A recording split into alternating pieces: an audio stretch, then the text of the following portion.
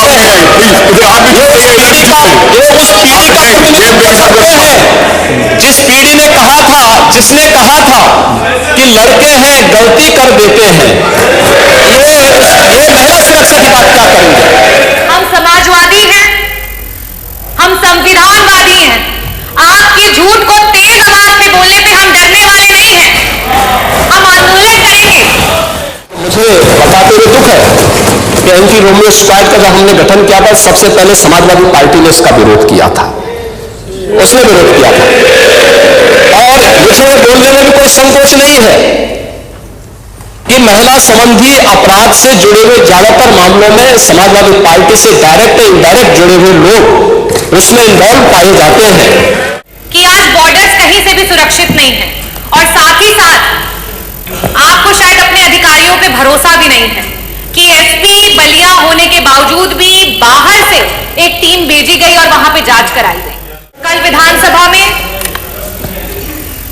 जब एक प्रश्न एक महिला जनप्रतिनिधि के द्वारा स्वास्थ्य मंत्री जी से किया गया तो उनके द्वारा नंगा जैसा शब्द का प्रयोग करना ये दर्शाता है कि आपकी महिलाओं की तरफ क्या सोच है और आपकी सरकार कितनी संवेदनशील है महिलाओं को लेकर के।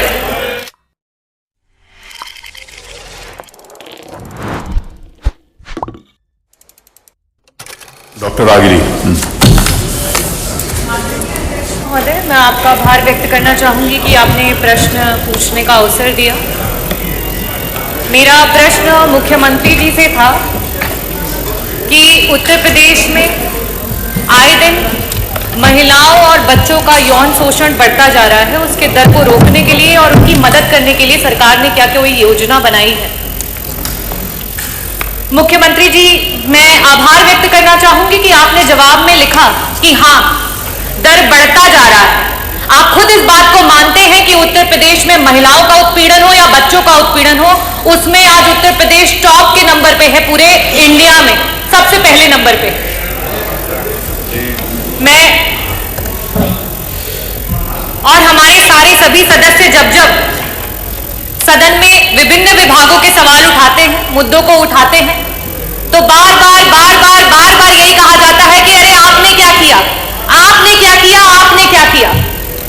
अध्यक्ष जी, जब हमारी सरकारें रही तो अगर इस तरीके की वारदातें हुई तो उस पे लोगों ने आक्रोश जाहिर किया, लोगों ने धरना किया और उसकी अनुमति मिली, लोकतंत्र जीवित रहा।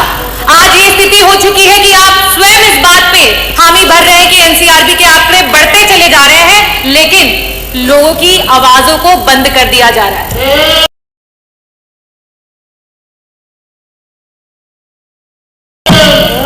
कल विधानसभा में जब एक प्रश्न एक महिला जनप्रतिनिधि के द्वारा स्वास्थ्य मंत्री जी से किया गया तो उनके द्वारा नंगा जैसा शब्द का प्रयोग करना ये दर्शाता है कि आपकी महिलाओं की तरफ क्या सोच है और आपकी सरकार कितनी संवेदनशील है महिलाओं को लेकर के। अध्यक्ष जी, हम समाजवादी हैं, हम संविधानवादी हैं।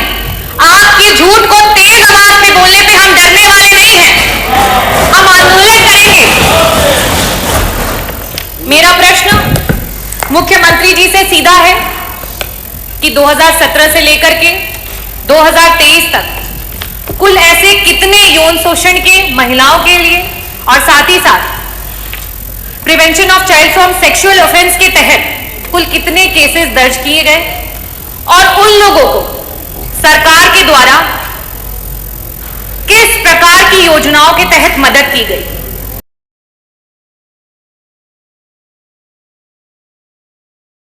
क्या कोई काउंसलिंग सेशंस ऑर्गेनाइज किए गए उनकी मदद के लिए? क्या उन्हें बेहतर शिक्षा और चिकित्सा प्रोवाइड की गई? क्या उसकी सरकार ने जिम्मेदारी ली?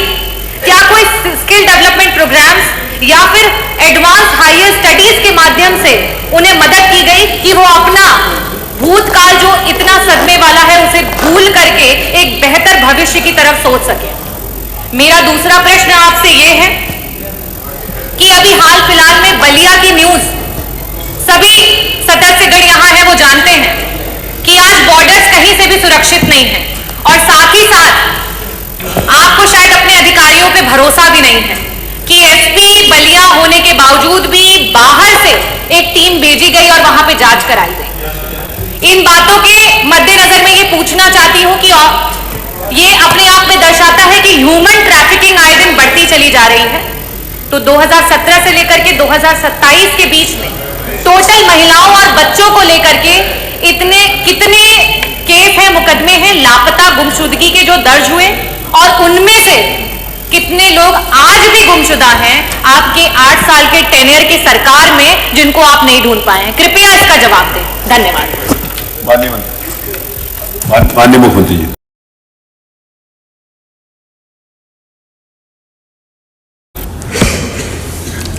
अध्यक्ष जी, माननीय सदस्य ने एक बहुत महत्वपूर्ण मुद्दे की ओर सदन का ध्यान आकर्षित किया है और वास्तविक तथ्य इस माननीय सदन के समक्ष आने चाहिए। महिला और बाल सुरक्षा और खासतौर पर सेक्सुअल हैरेसमेंट से जुड़े हुए जो मुद्दे होते हैं वह केवल बाहर से ही नहीं होते हैं।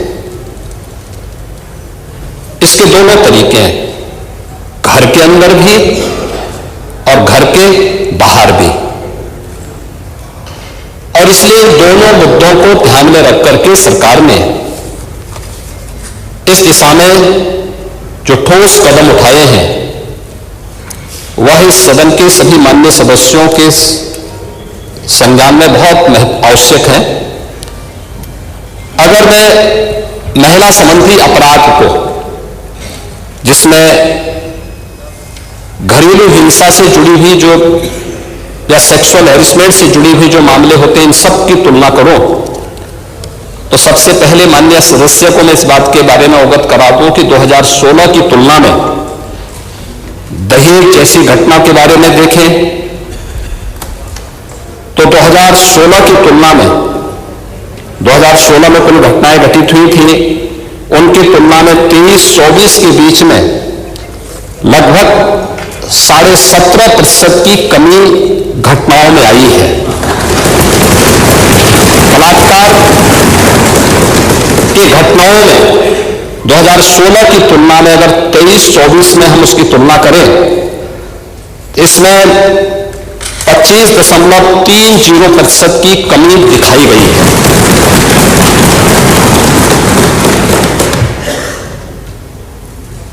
लेकिन अगर हम इन सभी बातों को ध्यान में रखें कि 17 से लेकर के 24 के बीच में महिला और बालिग जो नाबालिग बच्चे हैं उनके खिलाफ यौन उत्पीड़न से जुड़े हुए जो मामले हैं, उनमें से प्रदेश सरकार ने अपने प्रोसिक्यूशन विंग को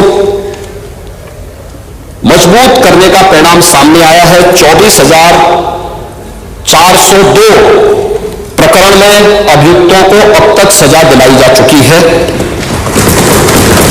17 से लेकर 24 के बीच में पास्को अधिनियम के अंतर्गत 9,875 अभियोगों में सजा दिलाई गई है। 2022 से 24 के मध्य में महिलाओं के विरुद्ध पास्को अपराध में न्यायालय के द्वारा 16,718 अभियुक्तों को सजा दी गई है, जिनमें 21 को मृत्युदंड,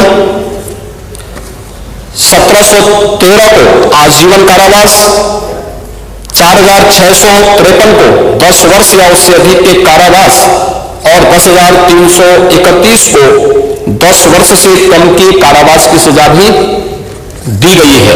और मुझे बताते हुए दुख है कि एंटी रोमियो स्क्वाड का जब हमने गठन किया था, सबसे पहले समाजवादी पार्टी ने इसका विरोध किया था, उसने विरोध किया था। और मुझे बोलने में भी कोई संकोच नहीं है कि महिला संबंधी अपराध से जुड़े हुए ज्यादातर मामलों में समाजवादी पार्टी से डायरेक्ट या इनडायरेक्ट जुड़े हुए लोग उसमें इन्वॉल्व पाए जाते हैं। और यही नहीं, महिला संबंधी अपराध में ये उस पीड़ित का